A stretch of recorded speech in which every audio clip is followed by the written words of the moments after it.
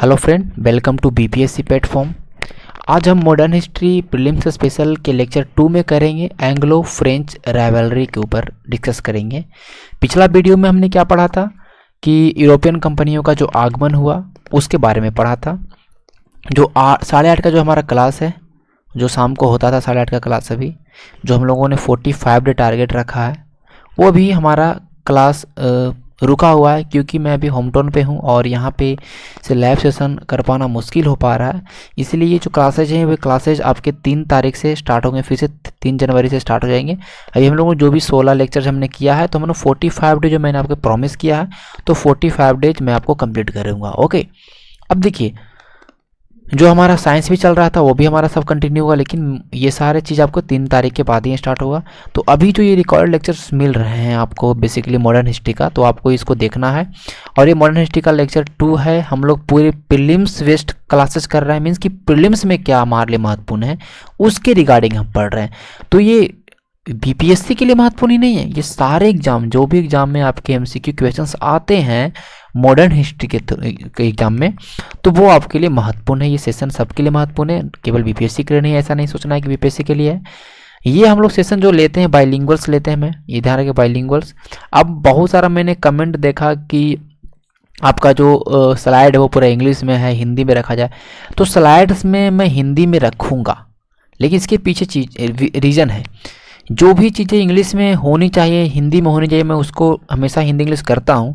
लेकिन जो डेट है, नाम है, उसको मैं इंग्लिश हिंदी नहीं करता हूँ। ये आपको पता है, जितना आपको समझ में आना चाहिए इतना आप लोग मैनेज कर सकते हैं। कि क्या नाम कुछ है तो वो इंग्लिश में, मैं उसको हिंदी इंग्लिश करना जरूरी नहीं है। जहाँ पे हिंदी जो पढ़ती है मैं हिंदी करता हूँ, और ऐसे भी मैं पूरा क्लासेज जो डिलीवर करता हूँ वो पूरा मैं हिंदी में ही समझाता हूँ। तो हिंदी मीडियम वालों के लिए दिक्कत नहीं होना चाहिए। ओके, तो स्टार्ट करते हैं आज के इस टॉपिक्स को। अब ऑलरेडी बहुत टाइम हो चुका है आपका, देखते हैं। तो हमारा जो पहला जो आज का है उसको पहले समझेंगे कि एंग्लो फ्रेंच जो वार हुआ, मीन्स कि जो कर्नाटिक का युद्ध जो हुआ, जिसको कर्नाटिक युद्ध के नाम से जानते हैं, वो क्यों हुआ, इसके पीछे क्या कारण रहा। देखिए इंडिया के अंदर दोनों कंपनियां हैं, आप देख सकते हैं, फ्रांस है और आपका ब्रिटिश कंपनियां हैं। दोनों कंपनी इंडिया के अंदर हैं और ये दोनों यहाँ पे झगड़ा करती हैं। ये दोनों अपने क्षेत्र को लेकर झगड़ा करेंगी। तो कहीं ना कहीं ये जो युद्ध है, ये युद्ध जाना गया कर्नाटिक वार के नाम से। क्यों जाना गया? क्योंकि ये कर्नाटका वाला क्षेत्र में है, ठीक है। मतलब इट मीन्स कि उस समय के कर्नाटिक रीजन के नाम से जाना जाता था, वहाँ वाला क्षेत्र में था, इसलिए कर्नाटिक वार बोला गया। पूरा कोरोमंडल कोस्ट के अलोंग में आपका जो रीजन था वो पूरा कर्नाटिक रीजन के नाम से जाना जाता था, जिसकी राजधानी आरकोट थी। तो एंग्लो फ्रेंच राइवलरी समझेंगे, क्योंकि ये स्टार्ट जो होता है, ये स्टार्ट कब होता है, क्योंकि इसका जो ये ऐसा नहीं कि हमारे इंडिया के अंदर कुछ कारणों के कारण स्टार्ट हुआ। ये जो स्टार्ट हुआ ये हुआ ऑस्ट्रिया में उत्तराधिकार का युद्ध। मैंने लिखा विगिन with outbreak of Austrian war of succession. मतलब ये क्या हुआ कि ऑस्ट्रिया में उत्तराधिकार का युद्ध स्टार्ट होता है। कि ऑस्ट्रिया में जब वहाँ के जो हैम्बर्ग एम्पायर था, ठीक है, ध्यान रखिएगा, जो हैम्बर्ग एम्पायर था, तो उसके बाद गद्दी पे कौन बैठेगा उसके लिए वहाँ पे युद्ध स्टार्ट होता है, ठीक है। मीन्स कि उत्तराधिकारियों के बीच में युद्ध स्टार्ट होता है ऑस्ट्रिया में। और ऑस्ट्रिया की राजधानी वियना आपको देख रहे हैं यूरोप में है, और उसमें इन्वॉल्व हो जाते हैं इंग्लैंड और एक तरफ फ्रांस। क्यों ये दोनों क्यों इन्वॉल्व होंगे, इसके पीछे रीजन है। ब्रिटेन इसलिए इन्वॉल्व होता है, फ्रांस इसलिए इन्वॉल्व होता है। मैं एक रीज़न बताता हूँ, क्योंकि देखिए जो ऑस्ट्रिया आपका है उसके बगल में इटली है। इटली पे अधिकार था ऑस्ट्रिया का। इटली एक तरह का पोर्ट है, क्या है, एक पोर्ट था उस समय, बहुत ही फेमस आप पोर्ट समझ सकते हैं, कि जहाँ सब कुछ व्यापार हो रहा है आपका अफ्रीका की तरफ, एशिया की तरफ। तो वो जिसका नेता बैठेगा, मीन्स अगर इंग्लैंड अगर सपोर्ट कर रहा है किसी को, ए आदमी को और बी आदमी, जैसे ए और बी दो बैठने वाले हैं आपके ऑस्ट्रिया में, तो अगर ए को इंग्लैंड सपोर्ट कर रहा है, अगर ए गद्दी पे बैठेगा तो इंग्लैंड को कहीं ना कहीं हेल्प होगा ना। उसी तरह से फ्रांस भी चाहता था। तो ये इन दोनों युद्ध में यहाँ पे इन दोनों शामिल होते हैं, और इसी का प्रभाव पड़ता है हमारे इंडिया के अंदर। इस बात को समझिएगा। हम देख लेते हैं इंडिया में कर्नाटिक रीजन कहाँ पे दिखाई पड़ रहा है, उसको थोड़ा सा मैप से समझ लेते हैं, क्योंकि मैप महत्वपूर्ण है। ये देख पा रहे होंगे, ये देख रहे हैं ना, ये जो पूरा रीजन था, ये यहाँ से यहाँ से यहाँ तक, यहाँ से यहाँ तक, ठीक है। ये जो पूरा रीजन था वो क्या था आपका, पूरा कर्नाटिक रीजन। क्या था ये, मैं इसको कलर कर दूँ, ये था पूरा कौन सा रीजन था, कर्नाटिक रीजन। यहाँ पर जो एरिया है इसका मद्रास में कौन बैठा है, ब्रिटेन। पांडिचेरी में कौन बैठा है, फ्रांस। मतलब आपका यह रहा कि पांडिचेरी में फ्रांस का कहीं ना कहीं कब्जा है और मद्रास में कहीं ना कहीं ब्रिटेन का कब्जा है। और पूरा जो ये रीजन है वो पूरा कर्नाटक रीजन है। इसकी राजधानी आपकी है कहाँ पे है, तो आरकोट में है। इसकी राजधानी कहाँ पे है, आरकोट में है। और यहाँ पर जो अभी नवाब है उसको समझेंगे। कर्नाटक स्वतंत्र हो जाता है मुगल से। कर्नाटक की स्थापना सदतुल्ला खां के द्वारा, सदतुल्ला खां के द्वारा। सदतुल्ला खां के डेथ के बाद बैठेगा दोस्त अली गद्दी पे। दोस्त अली के डेथ के बाद कौन बैठेगा, अनवरुद्दीन। अनवरुद्दीन। तो अभी कौन गद्दी पे कौन बैठा हुआ है, अनवरुद्दीन बैठा हुआ है। ठीक है, इस बात को समझिएगा। ठीक है, अब मैं आपको बताने वाला हूं जिस चीज को समझिएगा। ठीक है,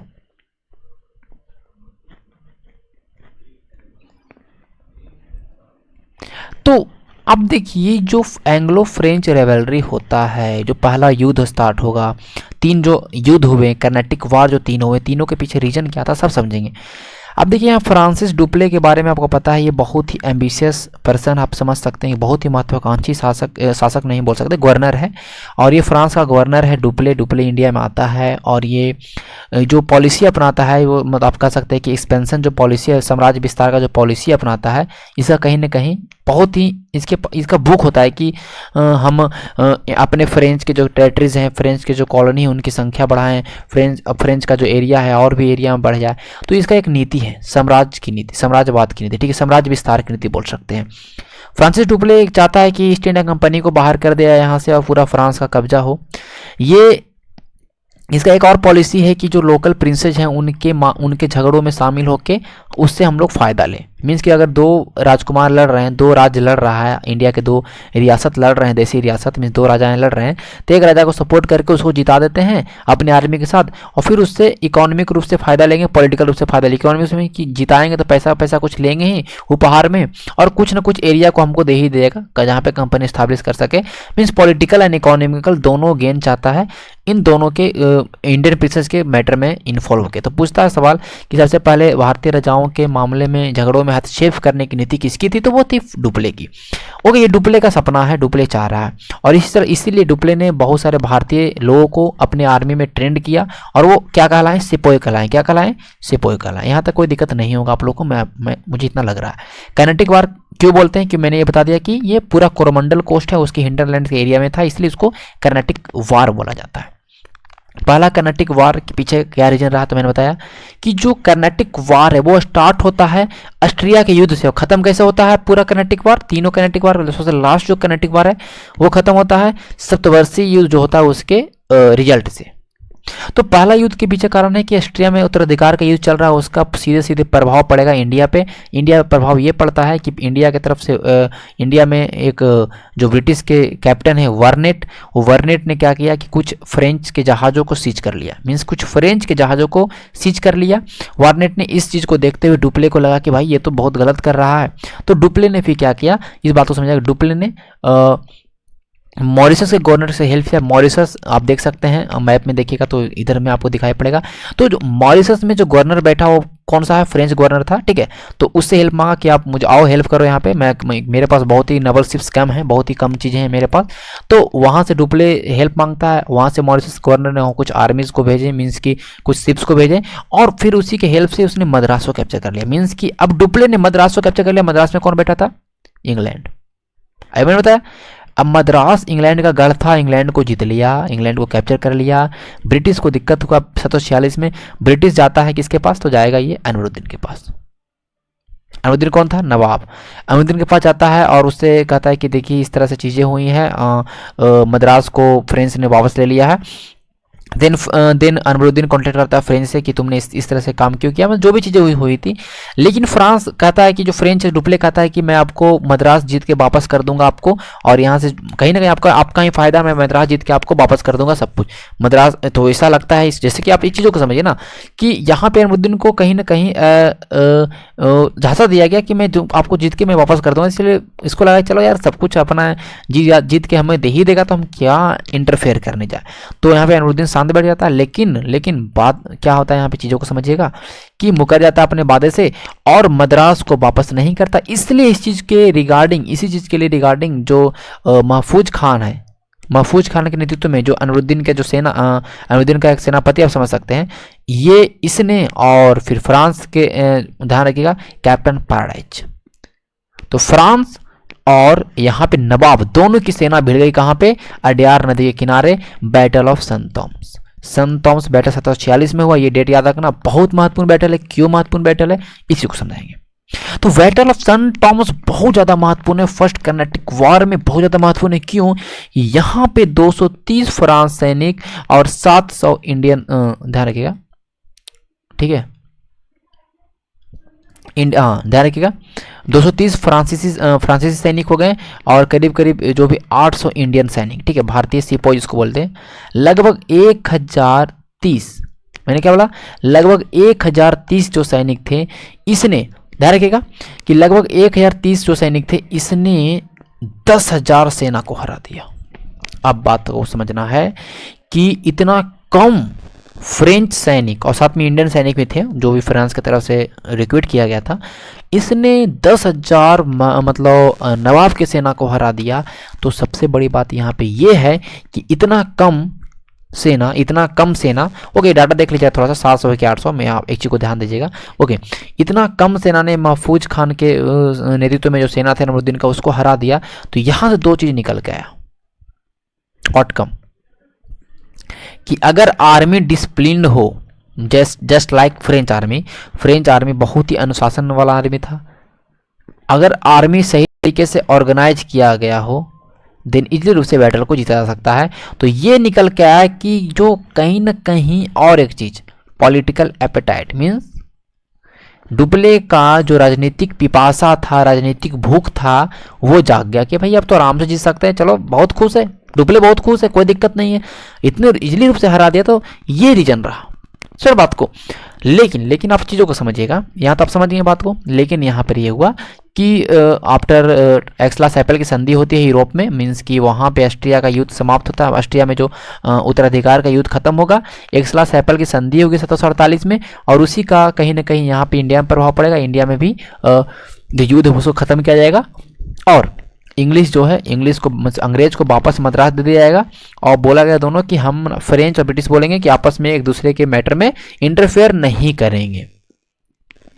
तो फर्स्ट बैटल जो है उसका सबसे मेन रीजन क्या है, सबसे मेन टॉपिक क्या पढ़ना में, सन टॉमस का युद्ध महत्वपूर्ण है, क्योंकि यहां से भारतीय राजाओं की कमजोरी पता, भारतीय सैनिकों की कमजोरी पता चल गया, डुप्ले का पॉलिटिकल जो एपेटाइट है उसकी भावना बढ़ गई। तो सेकंड कर्नाटिक वार जो होगा उसको समझेंगे। सेकंड कर्नाटिक वार के बारे में अगर हम बात करेंगे तो सबसे महत्वपूर्ण चीज है, जैसे डुप्ले ने फर्स्ट कर्नाटिक वार में जीत हुआ तो डुप्ले का जो कॉन्फिडेंस था बहुत तरीके से बढ़ गया, डुप्ले का जो साम्राज्य की विस्तार की नीति थी वो और बढ़ गई, पॉलिटिकल एपेटाइट हो गया।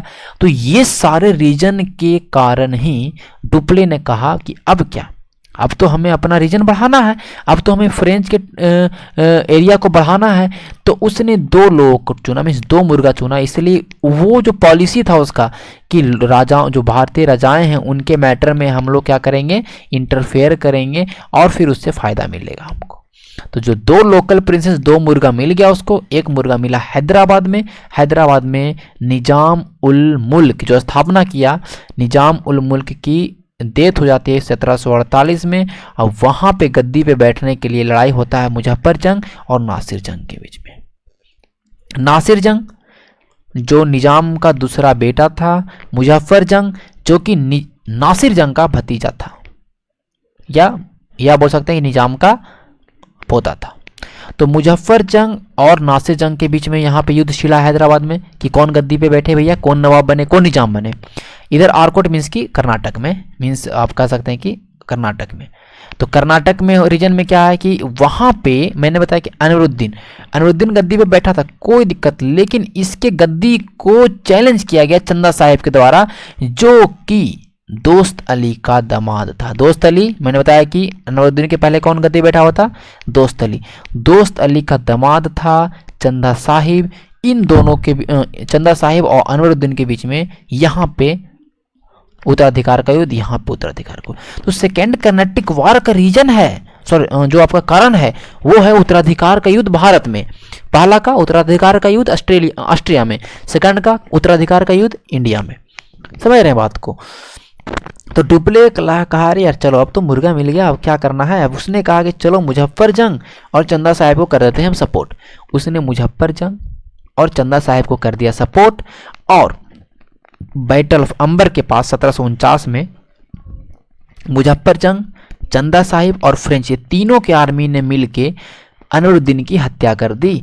अनवरुद्दीन की हत्या कर देगा और गद्दी पे कौन बैठ जाएगा? अब चंदा साहिब। क्योंकि देखिए चंदा साहिब, मुजफ्फरजंग, ये तीनों मिलके अनवरुद्दीन की हत्या, अनवरुद्दीन का एपिसोड खत्म। और वहां से अनवरुद्दीन का जो बेटा होता है मोहम्मद अली, वो भाग के तिरुचिरापल्ली में जाके शरण ले लेता है। यहाँ तक कोई समझ में आ गया? यहाँ तक कोई दिक्कत नहीं है? सब कुछ समझ में आ गया आप लोगों को? देखिए चीज़ों को धीमा धीमा समझते जाइए, सब कुछ कवर हो जाएगा, कुछ भी दिक्कत नहीं होगा।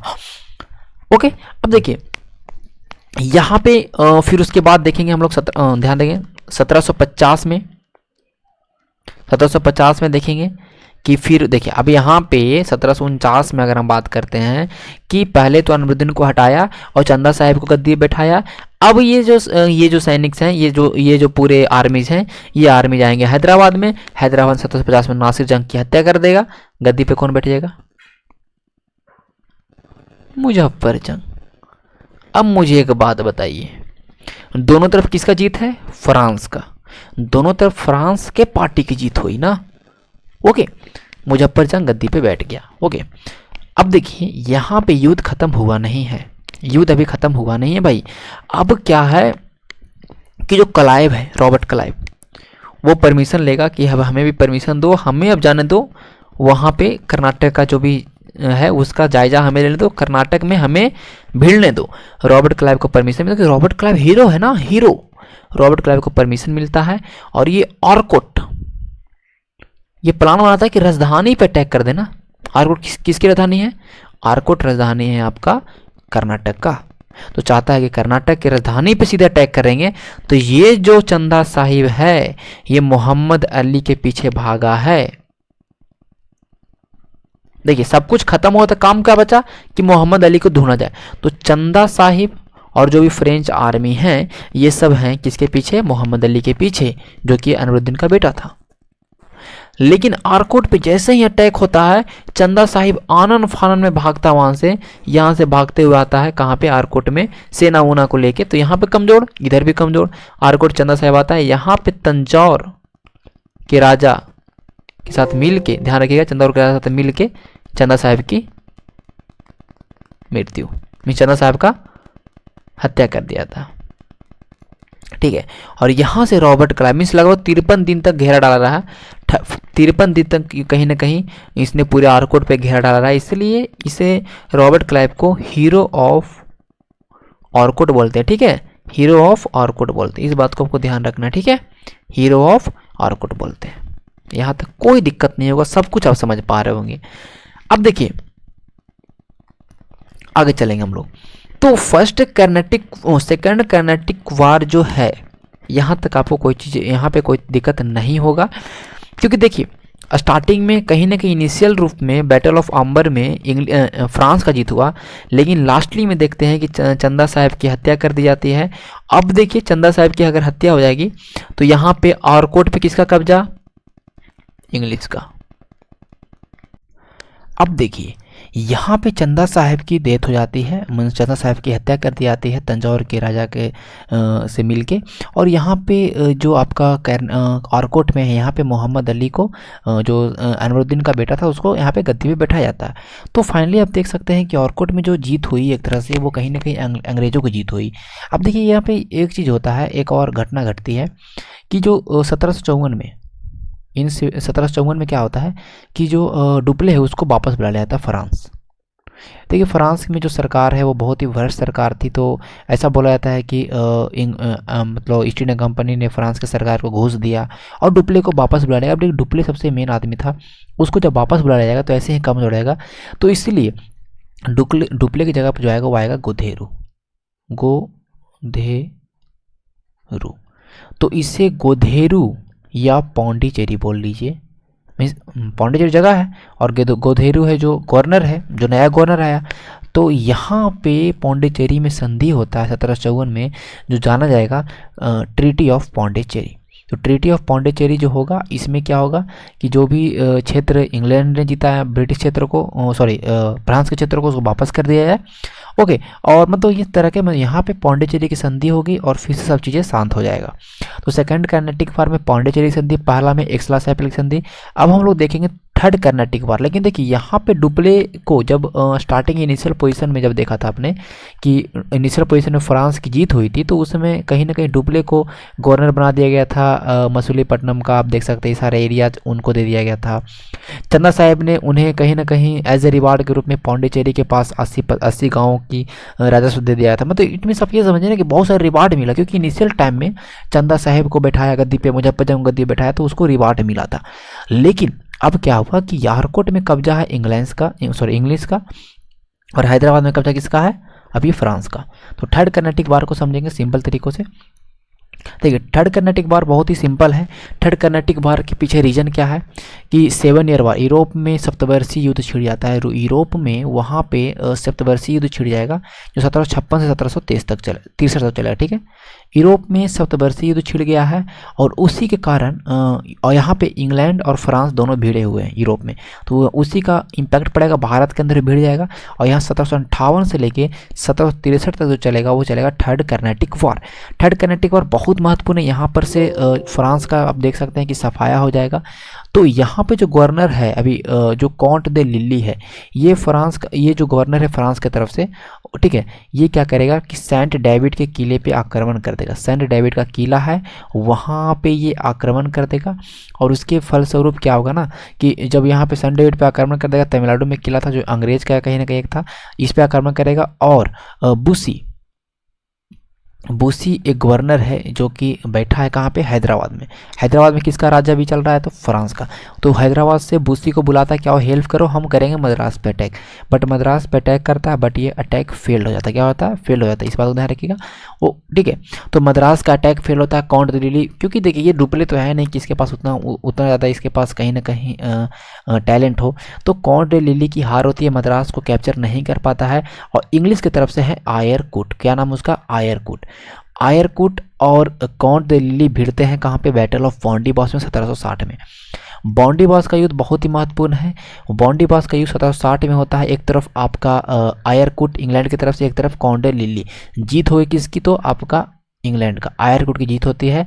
और इस जीत बहुत ही निर्णायक युद्ध है। इस युद्ध के बाद क्या होता है कि बैटल ऑफ बॉन्डीबास के युद्ध के बाद क्या होता है कि फ्रेंच का जो भी चीज़ें थी सब कुछ छीन लिया गया। फ्रेंच का पौंडीचेरी चला गया, मेन जो गढ़ था फ्रेंच का वो पौंडीचेरी चला गया। तो अल्टीमेटली थर्ड कर्नाटिक वार में फ्रेंच की हार हुई। और थर्ड कर्नाटिक के वार के बाद जो होता है वो होता है पेरिस की संधि, जो मतलब वहाँ पे जो शतवर्षीय युद्ध चल रहा है यूरोप में, वहाँ यूरोप समाप्त, मतलब वो जो युद्ध समाप्त होता है, वहाँ पे पेरिस की संधि होती है। और वहाँ पेरिस की संधि होगी तो यहाँ पे भी युद्ध समाप्त हो जाएगा। और जो फ्रेंच फैक्ट्रीज हैं उसको वापस कर जाएगा। मतलब संधि में क्या होता है कि तुम मेरा क्षेत्र जीतो, हमको वापस कर दो। तो फ्रेंच का जो भी क्षेत्र था उसको वापस कर देगा फ्रेंच को। लेकिन बोल दिया गया केवल आप वहाँ पे व्यापार कर सकते हैं, कोई भी तरह का फोर्टिफिकेशन, मीन्स कि अब पूरे रूप से आप कह सकते हैं फ्रेंच का जो इंडिया के अंदर एम्बिशन था, फ्रेंच के अंदर इंडिया का जो आधिपत्य था, वो एक तरह से पूरा यहाँ पे बैटल ऑफ बॉन्डीबास में, वास मीन्स आपको पता होता क्या होता है, वास मीन्स क्या होता है, धो दिया गया, मीन्स खत्म हो गया। तो बैटल ऑफ बॉन्डीबास 1760 में महत्वपूर्ण है। बैटल ऑफ सन थॉमस 1740 में महत्वपूर्ण है। तो कुछ ऐसे बैटल हैं जो कि आपके एंग्लो कर्नाटिक बारे में महत्वपूर्ण है। कौन उस समय गवर्नर था, इस चीज़ को आपको ध्यान रखना है। तो ये हमारा जो कर्नाटिक वार है वो समाप्त हो गया। अब हम देखेंगे कि फ्रेंच जो है ये इसके फेलर के पीछे क्या कारण रहा, और जो इंग्लिश ईस्ट इंडिया कंपनी थी वो क्यों सक्सेस कर गई। तो इन दोनों के कुछ कारण हैं जो हमें जानना चाहिए, जो हमें कुछ रीजन्स है जो हमें जानना चाहिए। बेसिकली हमारे प्रीलिम्स लेवल के लिए तो नहीं है, फिर भी हम चीज़ों को समझेंगे। जैसे कॉमर्शियल एंड नेवल सुपीरियरिटी, क्योंकि देखिए जो ब्रिटिश ईस्ट इंडिया कंपनी है वो कहीं ना कहीं समुद्र में बहुत ज़्यादा पावरफुल हो चुकी है। इनके पास जो नेवल सुपीरियरिटी इनका बहुत ज़्यादा बढ़ चुका है। क्योंकि देखिए मेनली बॉम्बे है, आप देख सकते हैं, आपका बंगाल है, क्योंकि बंगाल को भी जीत चुका है। अब देखिए सबसे मेन एरिया था बंगाल के पास बहुत ज़्यादा रिसोर्सेज है। बंगाल के पास, बंगाल में प्लासी का युद्ध हो चुका है, अब प्लासी को जीत चुका है। तो आप देख सकते हैं कि बंगाल है, और ये आप देख सकते हैं कि जो तीसरा हमारा है मद्रास है। ये तीनों पे किसका कब्जा है, ईस्ट इंडिया कंपनी का। तो ये तीनों पे ईस्ट इंडिया कंपनी का, तीनों कहीं ना कहीं पोर्ट के रूप में काम कर रही है। तो नावल सुपीरियरिटी ज़्यादा है, इनके पास कमर्शियल एक्टिविटी अच्छे तरीके से चल रहा है, कोई दिक्कत नहीं हो रहा। क्योंकि देखिए आपने जैसे फ्रेंच था कि जब युद्ध में भिड़ता है फ्रेंच तो उसका कहीं ना कहीं कमर्शियल एक्टिविटी गड़बड़ाता है, लेकिन इसका कमर्शियल एक्टिविटी जबरदस्त तरीके से रहा।